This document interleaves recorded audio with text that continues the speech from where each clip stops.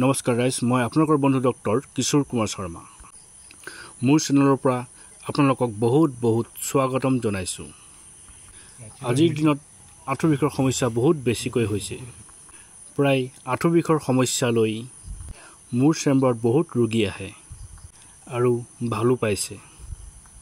বিশেষকৈ চেম্বাৰত থাকিলে কিছুমান একুপ্ৰেছাৰ পইণ্ট আৰু যোগাভ্যাস দেখাবলৈ হয়তো মোৰ সময়ৰ অকণ অভাৱ হ'ব পাৰে চেম্বাৰত বহি থাকোঁতে। সেই গতিকে মই এবাৰ চিন্তা কৰিলোঁ ইউটিউবত দেখাই আপোনালোকক সহায় সুবিধা হ'ব আৰু মোৰ ইউটিউবৰ চেনেল চাই আপুনি গোটেইখিনি কি ধৰণে কেনেকৈ কৰিব লাগে ব্যায়ামখিনি আপোনালোকে দেখি পাব ইয়াতে।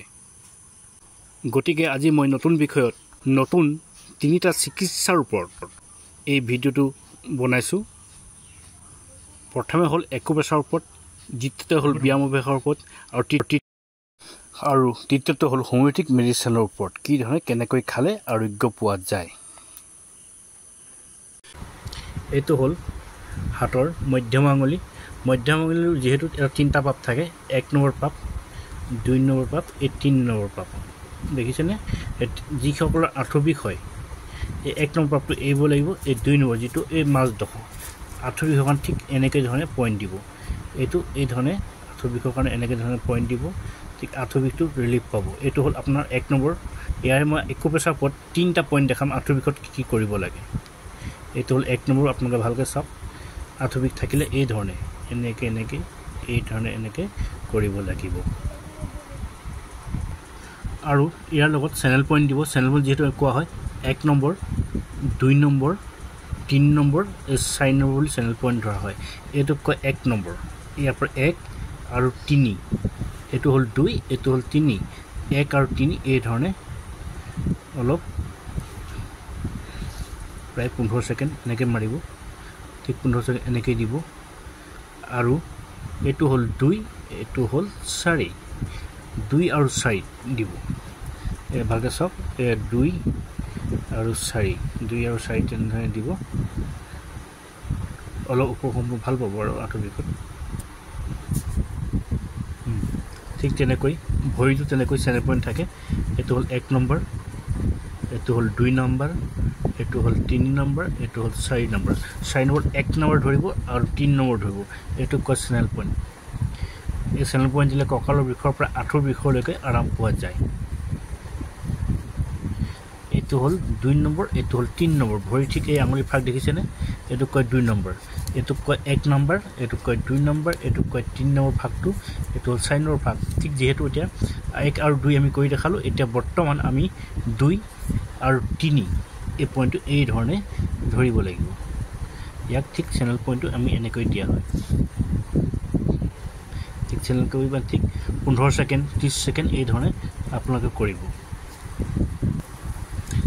এতিয়া হ'ল 4 নম্বৰ পইণ্ট এটা মই দেখাইছোঁ। এইটো একদম বিশেষ একদম মেইন পইণ্ট হয়। এই আঙুলি দেখিছেনে আপোনালোকে? এইটো আঙুলিটোক অনামিকা আঙুলি বুলি কোৱা হয়। এই অনামিকা আঙুলিৰ এইটো হ'ল 1 নম্বৰ, এইটো হ'ল 2 নম্বৰ। ঠিক এইডোখৰ এই যিটো গাঁঠি আছে দেখিছেনে? ছেকেণ্ড গাঁঠিটো। এই ছেকেণ্ড গাঁঠিত ঠিক এনেধৰণে একদম জোৰছে দবাই ধৰিব, যাতে সহন শক্তিয়ে, যাতে পেচেণ্টে যাতে দুখো নাপায়, যাতে পেচেণ্টে অলপ শৰীৰত লাগে। ঠিক তেনেকৈ 30 ছেকেণ্ড দবাই ৰাখিব। 30 ছেকেণ্ড দবাই ৰখাৰ পিছত পেচেণ্টক আপুনি এতিয়া প্ৰশ্ন কৰিব যে আপোনাৰ আঁঠু বিষটো কেনেকুৱা লাগিছে চাওকচোন। পেচেণ্টে যেতিয়া ক'ব আঁঠু বিষটো মোৰ ৰিলিফ লাগিছে, 100% ৰিলিফ পাবই লাগিব। যদিহে বাওঁ হাতৰ বাওঁ ভৰিৰ আঁঠু বিষাইছে, তেতিয়া বাওঁ ভৰি ইয়াত দিব। সোঁ ভৰি যদি হয়, সোঁ ভৰি এই আঙুলিৰ অনামিকা আঙুলিত প্ৰেছাৰ দিব। প্ৰথম যোগাভ্যাস আমি কৰিব লাগিব না। আঁঠু বিষটো হৈছে নাই, কোনোবা যদি কাৰোবাৰ আঁঠু বিষ হয়, আঁঠু বিষ হৈছে পেচেণ্টটো, তুমি মোলৈ চোৱা। এনেকৈ কি কৰিব লাগিব? প্ৰথমে তুমি ভৰিটো এনেকৈ কৰা, এনেকৈ কৰা, কৰিলা। যাৰ যিসকলৰ আঁঠু বিষ হৈছে তেতিয়া কি হ'ল, এনেকৈ ধৰিলা নাই, ইয়াত ধৰি লৈ অলপ বেণ্ড কৰা। বেণ্ড কৰি আঁঠুটো যিহেতু আমি এনেকৈ ঘূৰাব লাগিব। 1 দেই, 2, 3, 4, যিহেতু আমি এতিয়া হেৰি কৰিছোঁ না, এনেকৈ কৰি ঠিক তেনেদৰে আমি যদি এইভাগে যদি আমি 10 পাক ঘূৰাওঁ, ঠিক তেনেকৈ অপজিট বিপৰীত দিশো তেনেকৈ আমি 10 পাক ঘূৰাব লাগিব দেই। যেতিয়া আমি 10 পাক যেতিয়া ঘূৰাই দিম, আঁঠু বিষৰ এইটো কৰিবলৈ এনেকৈ হ'ল এইটো হ'ল 1 চক্ৰ যদি আমি এনেকৈ কৰোঁ 10 বাৰ আকৌ এনেকৈ যদি কৰোঁ 10 বাৰ এইটো হ'ল 1 চক্ৰ হয় নাই 1 চক্ৰ ঠিক তেনেদৰে আমি এনেকৈ 3 চক্ৰ কৰিব লাগিব আৰু যদি বেছি বিষ আছে তেওঁলোকে ৰাতিপুৱা আৰু গধূলি কিন্তু দুবাৰ কৰক এতিয়া 2 নম্বৰটো হ'ল যিসকল আঁঠু বিষ হয় ন দেই আঁঠু বিষ হ'লে এই আঁঠু যিটো আমাৰ পজিশ্যনটো আছে ন ইয়াক আমি এবাৰ টাইট কৰিব লাগিব এবাৰ ঢিলা কৰিব লাগিব এবাৰ টাইট কৰিব লাগিব ঢিলা কৰিব লাগিব ঠিক তেনেকৈ আমি 10 বাৰ কৰিব লাগিব হা হাত দুখন যিহেতু আমি এনেকৈ পিছফালে কৰিলোঁ তুমি হাত দুখন পিছফালে কৰিলোঁ এইধৰণে টাইট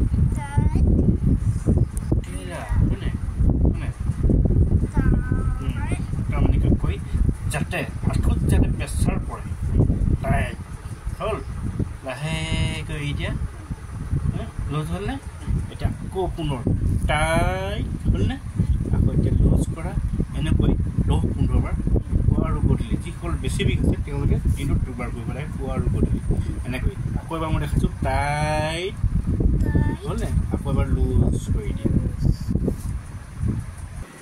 এতিয়া হ'ল আমাৰ 3 নম্বৰ অভ্যাসটো হ'ল আপুনি এখন চকীত বহি ল'ব চকীত বহাৰ পিছত আঁঠু দুটা তললৈ এনেকৈ থৈ ল'ব থোৱাৰ যেতিয়া যিহেতু আমি লাহেকৈ ভৰিটো ওপৰলৈ তুলিব ওপৰলৈ তোলাৰ পিছত এই আঁঠুৰ যাতে আমাৰ ঘিলাটো টাইট হয় তাৰপৰা লাহেকৈ আকৌ পুনৰ তললৈ নমাব 1 2